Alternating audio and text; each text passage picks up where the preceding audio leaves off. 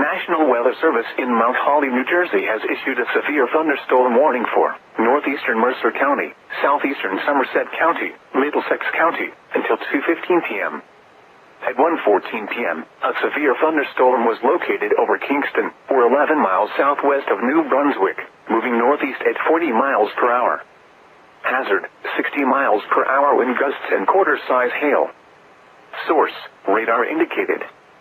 Impact, minor damage to vehicles is possible. Wind damage to roofs, siding, trees, and power lines is possible.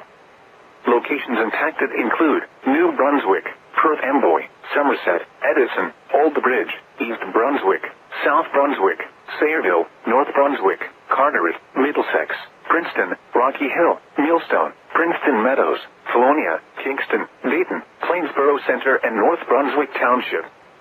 This includes the following highways: New Jersey Turnpike between exits 10 and 13. Interstate 287 in New Jersey between mile markers 0 and 11. Garden State Parkway between mile markers 123 and 134.